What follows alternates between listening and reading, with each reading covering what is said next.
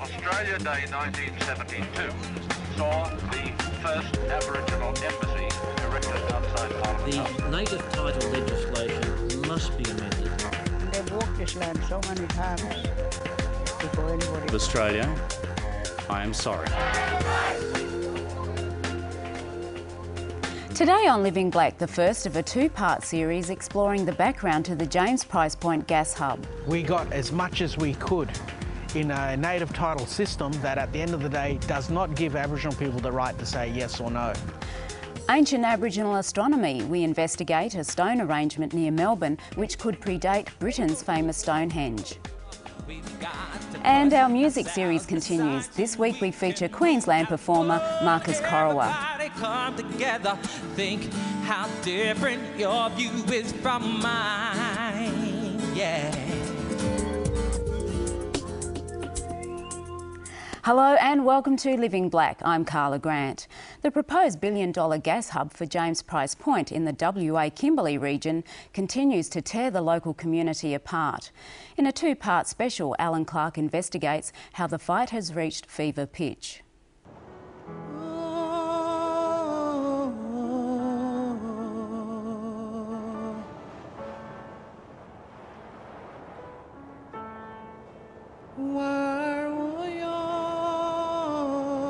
People come here to rejuvenate, to rebuild their spirit, to get nurturing. And one of the things I want to say about this country here is, this is like, you know, this is my mother country too. So when I say mother country, you know, I have two mothers. My physical mother who gave birth to me, but my first mother's country, where I come from. My spirit comes from the country, and country gave me to my mum. Sitting on country, Mitch Torres surveys a landscape unchanged since the last ice age. Her Jabba Jabba ancestors walked along these shores and sat on this pindan, the red soil which cascades from the cliffs. Mitch knows this place by its traditional name, Wamadan. To her, it's priceless. For mining company Woodside Petroleum, it's James Price Point, and it's worth billions in LNG, liquefied natural gas. I can't imagine what that means for me.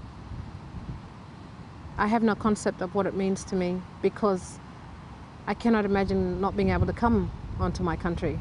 I cannot imagine not being able to bring my children here ever again. Located in northwestern Australia, 60 kilometres outside of Broome on the Dampier Peninsula, James Price Point sits on the Kimberley coast. The Browse Basin in the surrounding waters has vast gas deposits. Woodside plans to build a $30 billion liquefied natural gas processing hub here. We did a big project and we looked at 43 plus sites, but we were invited, in fact directed to James Price Point by the traditional owners. There were other sites considered, but again, it goes back to the respect for what the traditional owners and the Indigenous people wanted. And they wanted us to go to James Price Point, and that's where we are.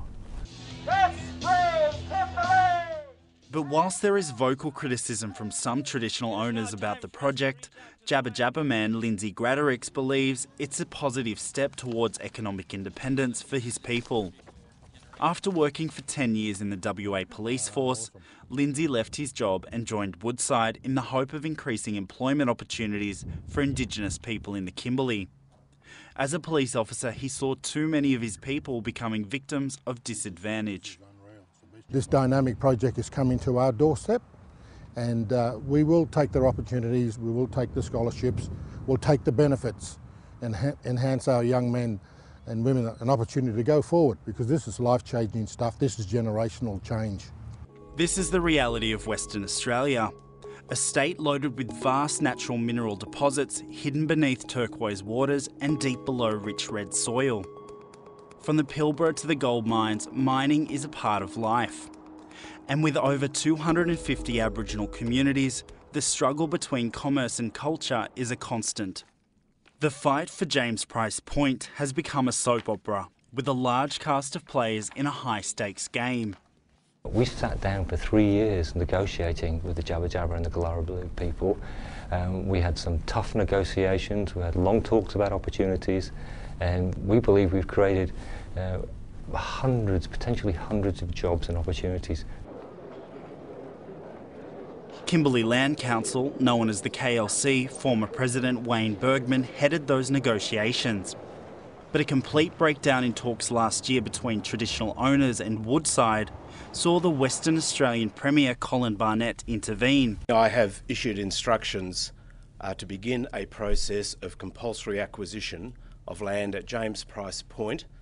This threat made despite the Jabba Jabba and the Galara Baloo people having native title claims on the region. The KLC and Aboriginal people have acted with total integrity to make sure that we got as much as we could in a native title system that at the end of the day does not give Aboriginal people the right to say yes or no.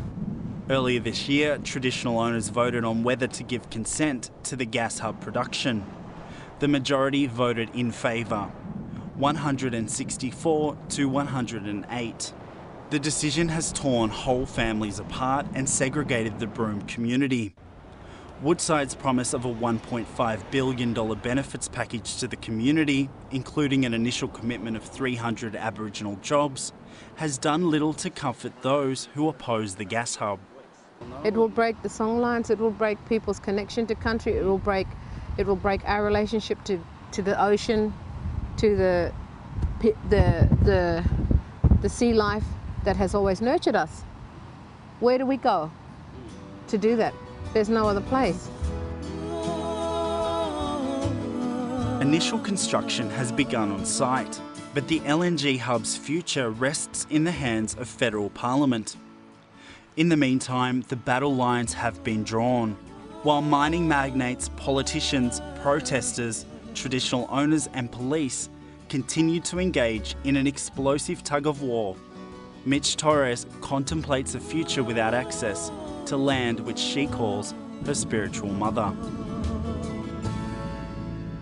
And be sure to tune in next week for part 2 of that story, when Alan Clark looks at how this explosive dispute has divided a community.